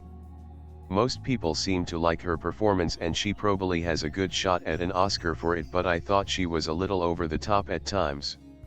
When they introduce her she goes golfing with Howard and she's just obnoxious, spitting out 100 wacky Hepburnisms in a row, never pausing to breathe or let the audience hang themselves. To bring this back to the Ed Wood movie, that one had the guy from Mission Impossible playing Bela Lugosi, and he made it both a good celebrity imitation and a sad, beautiful character. This one leans more toward the caricature side. Later on she calms down a bit and seems more like a genuine person, but I couldn't forget the golf scene. I would never want to be around this horrible, annoying person. I don't care if she's Katharine goddamn Hepburn, she should go back to her hippie commune family and leave this poor nutball alone. The guy is disabled, he doesn't need this kind of torment. By the way, I just learned that Audrey Hepburn and Katharine Hepburn were not related. Ain't that a bitch? How the fuck did that happen? And why doesn't anybody tell me these things? Well anyway, I would rather went golfing with Audrey judging from this movie. Anyway, if I had to guess why the movie works, and since I'm reviewing it I sort of do have to, it would be because it's got the Hollywood biopic deal, adventurous shooting, cool vintage movie posters, celebrity look-alike cameos, glamorous premieres, combined with the rebellious Maverick biopic deal, doing the impossible, taking on the system, testifying to Congress, but then instead of the usual tragic degeneration into addiction, they have the more interesting degeneration into madness.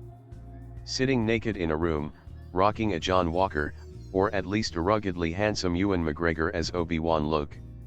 I mean, I've seen that drug addiction crap a million times, but I have only seen a handful of movies where a guy lines up about 100 bottles of pee. But that's not all. This guy is not just the bottle per, he's the Aviator, so you also got several thrilling flight scenes including a horrible crash where he crawls out covered in blood, screaming in pain, actually on fire. Now that's what I want to see in a fucking Leonardo DiCaprio movie. Pleasing to both men and women. Everybody loves that shit. You do have some of the usual biography movie problems, like having to throw the next bit of biographical information into the dialogue here and there. Jet engines are gonna be the future. But they do it much more smoothly than in something like Frida, and because Howard Hughes is such a weirdo it's almost believable. And I was happy to see that the movie not only didn't try to cover his whole life, but didn't give us text at the end telling us what happened to who and that he died in 1976 of heart failure, etc. They do kind of cheat though, I think. I don't think he really locked himself in a room until he was much older, and then he pretty much stayed there for 20 years. But I don't really know what I'm talking about, so maybe I'm wrong. I guess it's possible they were even leaving it open for a sequel, so 30 years from now DiCaprio can do another one where he is locked in a hotel for 20 years growing his fingernails out. I wonder if anybody will do a biopic of that dude from the Guinness Book, the photographer with the long curly fingernails on one hand. Maybe he was an unrecognized genius, I bet. Somebody look into that. Anyway, this is not my favorite type of movie, but of this type it is top-notch. I think maybe the climax of Gangs of New York was a little more satisfying to me personally, but this one was more involving and entertaining overall. Mainly because although I thought DiCaprio did a pretty good job in the Gangs one, he is much more appropriate for the role. More convincing. And I noticed that not having any U2 music thrown in there seemed to help. Real good music on this one, actually. I walked out with a strong feeling that DiCaprio would get Best Actor and the movie would dominate all the other Oscars. That's not saying much though, because I think it's been a pretty weak year. This type of historic spectacle is the type of shit the Oscars always eat up, and I'm usually wrong about this shit anyway, so by my track record it might not even get nominated. Still, I gotta say, it was a real good movie, so if it wins I will not throw anything at the television, in my opinion. I have been a fan of Martin Scorsese since I have been serious about film. His films are intelligent, technically brilliant, and artful. He causes us to meditate on characters we'd rather forget, or shuffle to the back of society and our minds. His movies are often tough, meaty films that take a great deal to work through. His films have never been as popular as contemporaries like Spielberg or Lucas. But he doesn't seem to mind, nor do his fans. While these other filmmakers soar to the heavens and look for the good in people, Scorsese seems to dig into the trenches and inhabit the rough, sticky worlds that inhabit the low lives of troubled men. He seems interested in why people live violent, hurtful lives. He is, well, many other people have praised his work far better than I can. I have seen every Scorsese picture in the theater since Kundun. Each time I venture into his films I come with high expectations. I know an excellent Scorsese picture is a true treasure, something to behold and love. I was well pleased to see that The Aviator was playing here in France in version original, or with an English language track. Scorsese pictures are always a technical marvel. And The Aviator does not disappoint in this category. In post-production, he manipulated the colors of the film to mirror the production scales of the time period being represented. In early scenes the colors are two-tone Technicolor and then evolve into three-tone Technicolor and onto full-scale color by the end of the film. The flight sequences are spectacularly shot. Scorsese is such a master of the technical aspects of filmmaking that he makes even the most difficult shots look easy. I have been a closet Leonardo DiCaprio fan for many years. It is difficult to admit this in mixed company because of the general distaste for the actor. Since Titanic drove a million adolescents wild, it seems no serious fan of the cinema can admit admiration of the actor, except for people like Steven Spielberg and Scorsese who keep putting him into their pictures. Yet, I continue to find him to be an actor of excellence. He does a marvelous job here, portraying a complex, fascinating human. Cate Blanchett does a pitch-perfect job as Katharine Hepburn, one of the many Hollywood romances of Howard Hughes. Ms. Hepburn was such a caricature herself, portraying her must have taken plenty of guts. It is a fine, outstanding performance. Many people carry only a vague notion of Howard Hughes. We know that he was quite rich, lived a glamorous, flashy life as a young man, and became a maniacal hermit in his old age. Pictures of a hunched, old man with long, white hair, an unkempt beard, unclipped, yellow toenails, and boxes on his feet come to mind instantly whenever Hughes' name is mentioned. This is the Howard Hughes we have become fascinated by. Yet this aspect of Hughes' life is barely dealt with in Scorsese's picture. Yes, we catch many glimpses of the demons inside him, and we even capture a few weeks of isolation, but mostly Scorsese dwells on the younger man, full of life. Though Scorsese is often fascinated with eccentric, crazed lives, it is rare for him to give any reason for the lives of his characters. We can tell that loneliness helps to bring Travis Bickle, in Taxi Driver, over the brink. We see greed and violence begetting more violence in films such as Goodfellas and Raging Bull. But these things are only the beginnings of why they behave in such reprehensible ways. Preferring to allow his films to be questions, Scorsese never fully gives us answers. The Aviator, also, gives us hints to what may have driven Howard Hughes to such madness, but it never fully explains his actions. We see hints of a protective mother, and surely his drive to control every aspect of his life helped him become obsessive-compulsive. Yet these things are not answers, more symptoms of the overall problem. Scorsese is more interested in the behavior of his characters, the nuances of their actions, and the subsequent damage it causes. You won't find cookie cutters to make you feel better about life in this film, but you'll find a meditation on a brilliant, troubled man. If you care to dig a little deeper, you might be moved. With the Oscars a week away, we kicked it into high gear this past week to fill out the Best Picture nominees. We saw $1 Million Baby on Friday, so The Aviator was next on the list. With its Golden Globe victory for Best Motion Picture in the drama category, it's probably the odds-on favorite to win the big prize on Sunday, so does it deserve it? Yes and no. It is certainly a stunning achievement in film and is one of the best pictures of the year. The Academy could do far worse than The Aviator. Martin Scorsese and Leonardo DiCaprio do an excellent job in bringing the life, accomplishments, and peculiarities of Howard Hughes to the big screen. The film is uniformly well acted, with DiCaprio being a serious contender for the Best Actor award and Cate Blanchett also well deserving of her Best Supporting Actress nomination, which she could also win. Kate Beckinsale could have also gotten a nomination for her portrayal of Eva Gardner, but that performance was less showy than Blanchett's Katharine Hepburn impersonation. But, as always, Beckinsale stops you dead in your tracks when she's on the screen. Alan Alda is also nominated for Best Supporting Actor, and while he does a fine job, I get the feeling that the nomination is more of Lifetime Achievement nod as his part is rather small. In my opinion, John C. Reilly and Alec Baldwin did better jobs in their more substantial roles, and both could have easily gotten the nod over Alda. Baldwin could earn a nomination for his delivery of the word fuck alone. One of the best utterances of the word in film all year. Scorsese could, and should, win his first Oscar for Best Achievement in Directing. The film, like that of Hughes' famed Hell's Angels, was quite the undertaking, and is simply impressive to take in. In particular, the plane crash scene ranks at or near the top of some of the most memorable and awe-inspiring scenes of the year. However, I didn't connect with this film as much as I did with $1 Million Baby, and for that reason, I don't think it should win Best Picture. The Aviator is a great film, $1 Million Baby is better. At 3 hours, the film is just a little too long. It covers a great deal of Hughes' life, and is quite captivating at times, but does drag at times and lacks a cohesive narrative structure, which is somewhat understandable given the nature of Hughes himself.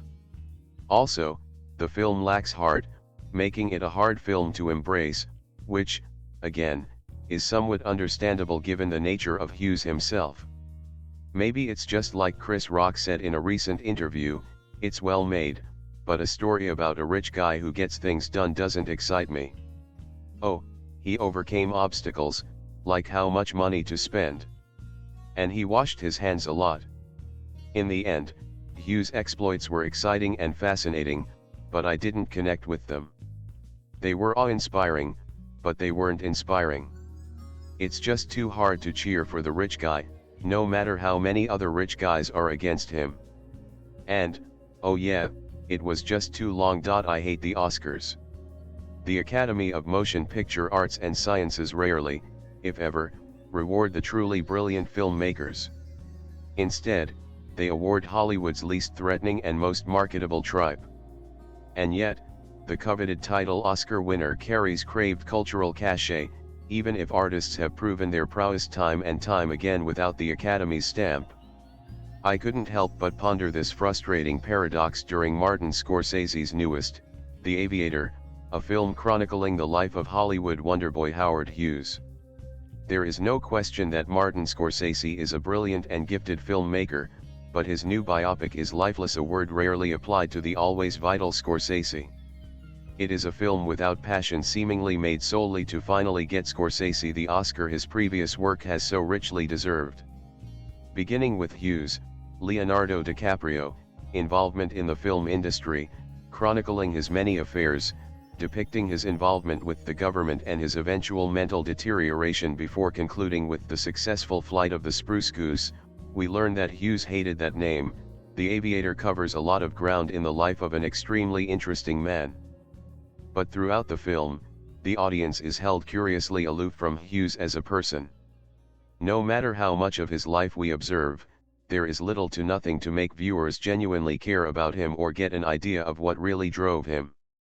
It doesn't even give us the electrifying sense of urgency that generally drives Scorsese's films, even his flawed yet intriguing Gangs of New York.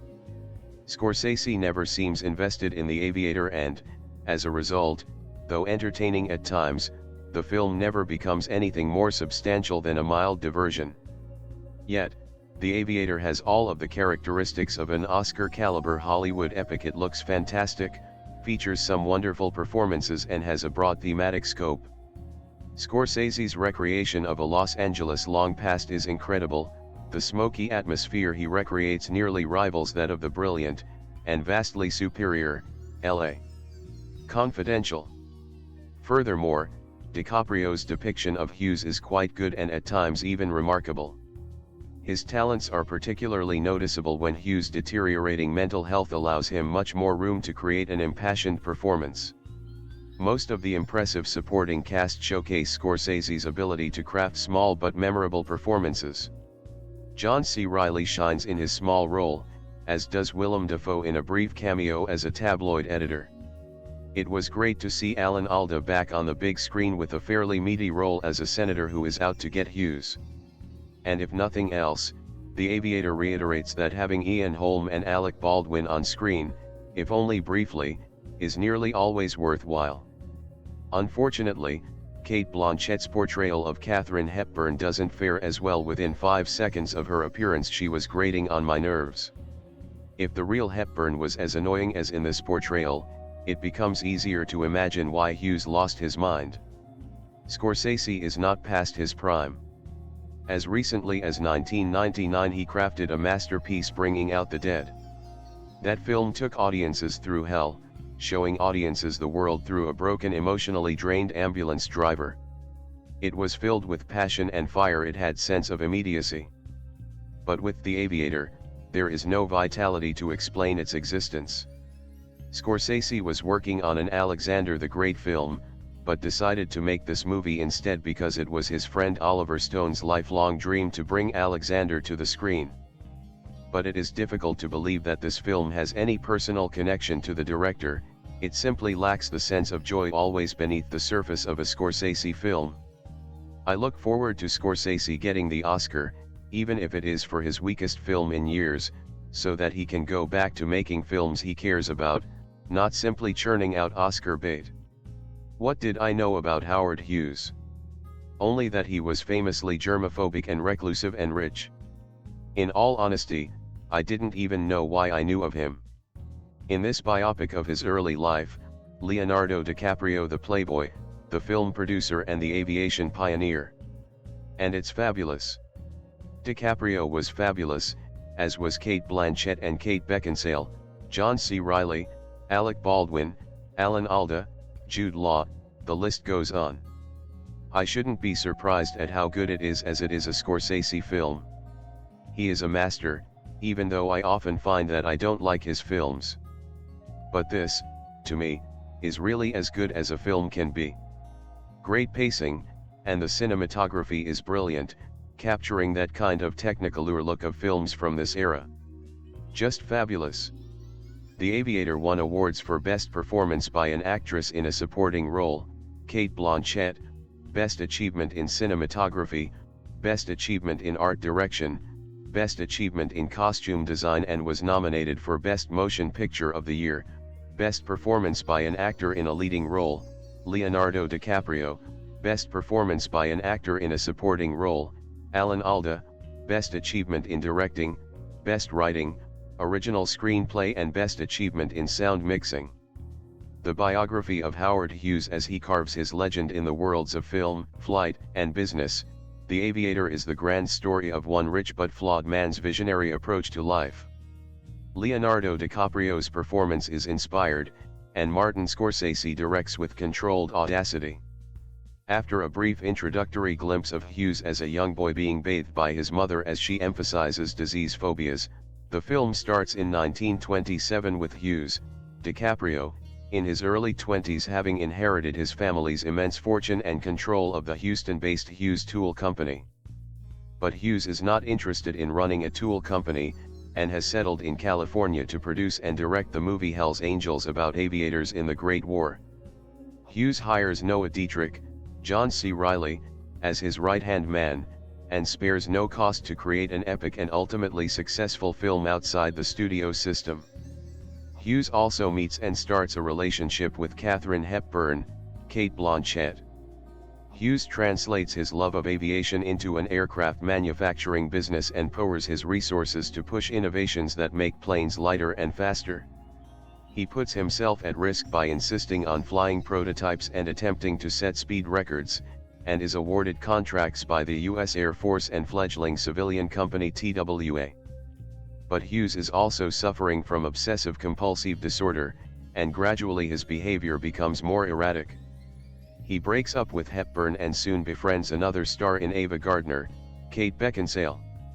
With the eruption of World War II, Hughes becomes a major contractor to the defense industry, and starts to develop the Hercules, a gigantic flying boat military transport airplane, an ambitious project that consumes inordinate time and resources. After the war, he takes control of TWA and unveils plans to start providing civilian flights across the Atlantic, which puts him in direct competition with Pan American Airways and its powerful chairman Tripp, Alec Baldwin. Tripp is well connected politically and calls on his friend Senator Owen Brewster, Alan Alda, to block TWA and to eventually start an intimidation campaign against Hughes. With his mental state worsening, Hughes faces the ultimate political battle to save his business and his legacy. Despite a length of 170 minutes, The Aviator is a joy to watch and an unconditionally engrossing experience. Martin Scorsese directs John Logan's script with an eye firmly on the man at the center of the legend, and creates a portrait of a flawed genius carving his own path, creating his own rules, and reshaping history. The Aviator portrays Hughes as a true one-of-a-kind, a headstrong tycoon innovator possessing the courage of his convictions, always willing to create and fund a new reality whenever useless constraints get in the way of his achievements. But he is also sick and undiagnosed, and DiCaprio is at his best as Hughes starts to lose the grip on his mind and his ability to practically function. Hughes' fear of germs consumes his life, and his increasingly damaged mind starts to freeze into endless sentence loops, behavior that compromises Hughes' ability to lead and inspire. There is a thin line between genius and debilitation, and Hughes often crosses into the dark territory of an outstanding intellect misfiring badly. DiCaprio takes Hughes to the highest peaks of achievement and the lowest depths of self-imposed isolation in a driven performance deservedly nominated for the Best Actor Academy Award. The Aviator is filled with moments that count as supreme brilliance, extreme folly, and plain obsession all at once. Hughes micromanages Hell's Angels, hiring a meteorologist to predict the cloud formations that Hughes demands as the perfect backdrop to the aerial combat scenes. He then shoots endless reels and oversees a mammoth editing process, but the end result is a masterpiece. Hughes' fight with Tripp and Pan American is quixotic, one man tilting at the windmills of an establishment backed by impressive political forces. And Hughes' tenacity in the face of all the technical impossibilities of the Hercules sums up his ever-strengthening resolve in the face of a seemingly never-ending list of challenges. The Aviator is a study of the science of making the impossible possible, granted through a man with the resources to buy his way towards new solutions. Scorsese eschews CGI and uses scale models to recreate the world of Hughes' aircrafts, from World War I fighters to military spy planes and finally the mammoth Spruce Goose, as the Hercules became known. The use of models gives the film a rich, old-fashioned texture, and avoids the distraction created by the inevitable transition between real and digital screen images. The rich supporting cast is full of first-class talent, and Cate Blanchett won the Best Supporting Actress Academy Award for her turn as Katharine Hepburn. Blanchett initially plays Hepburn as Hughes' female equivalent, an independent woman changing the rules of her industry, but a fateful trip to her family home in New England is telling. Hughes does nothing to try and fit in, and instead exposes the hypocrisy of rich people touting socialism as a viable political solution. Hepburn, for all her public independence, blends in with her family. Their relationship is never the same again. In one of her best career roles, Kate Beckinsale also does an excellent job as Ava Gardner, as strong as Hepburn in dealing with her man but with fewer outward revolutionary airs. Gardner plays a crucial role in bringing Hughes back to his feet when he most needs a boost. Alec Baldwin and Alan Alda create a formidable duo in opposition to Hughes, the embodiment of industrial/political entangled sleaze corrupting the system. Jude Law and Willem Dafoe have small but sharp single-scene roles, Law as Errol Flynn and Dafoe as a journalist possessing compromising photos of Hepburn with her new lover Spencer Tracy. I've been slowly but surely working my way through Martin Scorsese's filmography. I gave a rundown of what I've been up to in my Cape Fear review here, and I've worked my way from having only previously seen Shutter Island, Alice Doesn't Live Here Anymore, and The Last Waltz as of last year to now also having seen Taxi Driver, Goodfellas, Cape Fear, obviously, Casino, and now The Aviator. At about halfway into the film's staggering 171-minute runtime, I turned to my friend and stated that, although I understand that this might be a heretical opinion, I thought it was so far Scorsese's best work that I had seen. After viewing the film's more meandering and slow-moving second half, I'm not so sure that's the case, but it may still very well be my favorite. All cards on the table, however, almost all of that enjoyment comes in the form of an absolutely marvelous performance from Cate Blanchett as Katharine Hepburn, which having just watched suddenly last summer, it's pitch perfect and an utter joy to watch. That the film becomes less interesting when Hepburn moves on from being courted by the playboy Howard Hughes, Leonardo DiCaprio, to starting her affair with the still married Spencer Tracy, as she did in real life, is not a surprise. The Aviator is the story of one Howard Hughes, whose Houston-based family business made a fortune in drill bits for oil wells, and the film opens on Hughes engaging in his two great passions, aviation, naturally, and movies. He hires Noah Dietrich, John C. Reilly, to manage his business so that he can put all of his attention into the completion of his war picture Hell's Angels, a cause which ultimately takes him over 3 years and costs $4 million, $77.3 million in 2025, adjusted for inflation, nearly bankrupting him, but catapulting him into the public consciousness as the archetypal 20th century Renaissance man, a brilliant engineer, a playboy with the most beautiful women in Hollywood, and an artist. He also completely seizes up under any kind of greater attention, represented by him having a whiteout as the frame fills with light. Hepburn is immediately drawn to him, and the couple's romance is quite a lot of fun, as she's an unconventional woman who's drawn to him, dazzled but not blinded, and she helps to ground him. His ongoing filmmaking career leads him to dalliances with other actresses while his oversight of Hughes' aircraft demands more of his attention, and after a disastrous visit to the Hepburn family compound, the two split up. All of this is intercut with Hughes continuing to design and engineer various aircraft, with one such plane making him, at the time, the fastest man who had ever lived.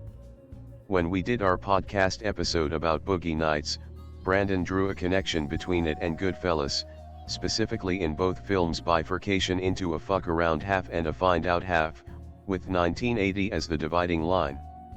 Casino has that same symmetrical structure, and The Aviator does too, among some other Scorseseisms that I've started to notice, like federal agents being used for petty retaliation and planes running out of fuel while flying over golf courses.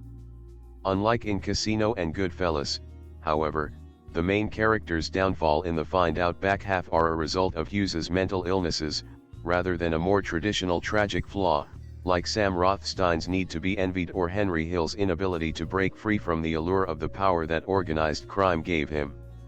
The film essentially shouts at you through a bullhorn that Scorsese sees himself in Hughes, and although he doesn't shy away from portraying Hughes's outlandish behavior like extremely precise eating habits, obsessive hand-washing, to the point of causing himself to bleed, and paranoid wiretapping of his girlfriend Ava Gardner, Kate Beckinsale's phones, it's not those things that bring Hughes down. Scorsese's Hughes is a Randian achievement of infamy by merit, precision, and perfectionism, and his failures have to be that he's too much of a perfectionist and he pushes himself past his limits, the kinds of things that you would disingenuously call weaknesses in a job interview.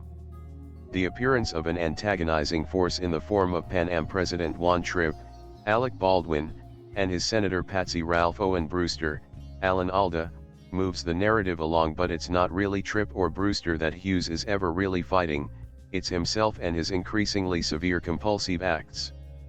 Once he overcomes the agoraphobia he develops following the latest of several experimental aircraft crashes and delivers a Mr. Smith Goes to Washington-style speech to Brewster's subcommittee, the narrative thrust has hit its climax.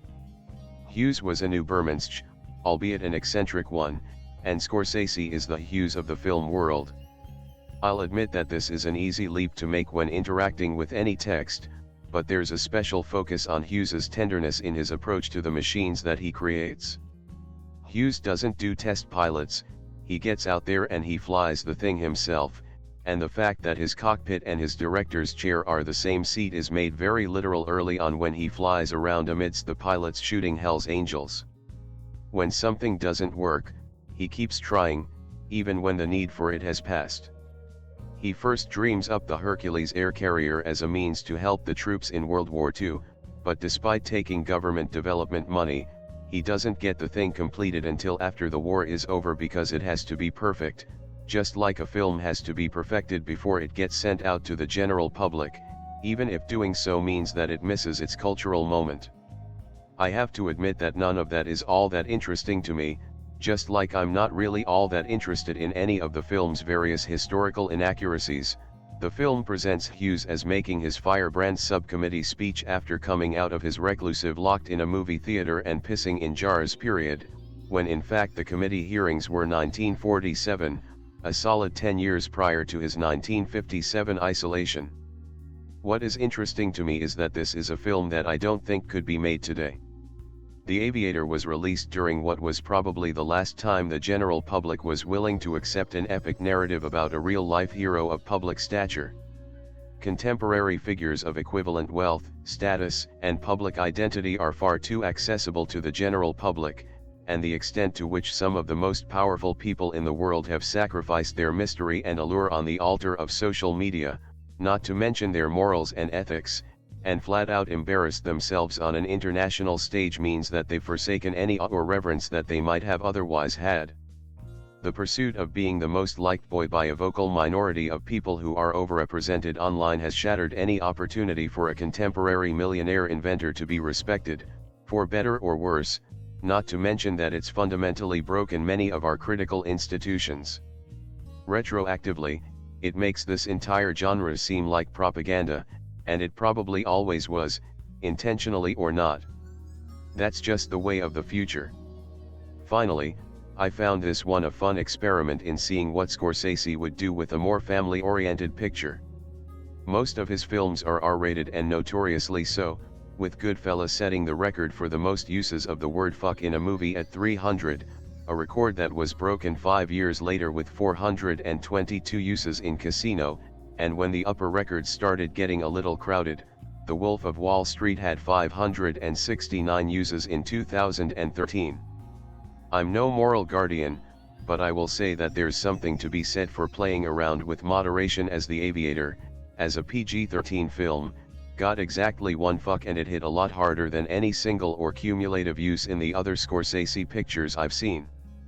Part of this is the nature of the setting, which allows for Blanchett's Hepburn to gush out golly, and many other early period accurate transatlanticisms, and it's a hoot every time. Scorsese usually goes for broke by leaning into the extremes, and it was interesting to see him do something different. This wasn't his first non-R film, of course, as Alice Doesn't Live Here Anymore, New York, New York, and The King of Comedy were all rated PG, albeit they predate the PG-13 rating, as is The Age of Innocence, and his Dalai Lama picture Kundan was PG-13, but this feels like his first movie that you could catch on cable on a Saturday afternoon during a family get-together and reasonably expect most of the people present to enjoy it. This film, directed by Martin Scorsese, written by John Logan, based on Howard Hughes' The Secret, produced by Michael Mann, starring Leonardo DiCaprio, cinematography Robert Richardson, edited by Thelma Schoonmaker, music by Howard Shore, production companies Miramax Films, distributed by Warner Brothers Pictures, release dates December 17, 2004, running time 170 minutes, countries United States, language English, budget $110 million, box office $213.7 million. If you enjoyed this story, don't forget to like the video, share it with your friends, and subscribe to the channel for more amazing movie stories. Thank you for watching.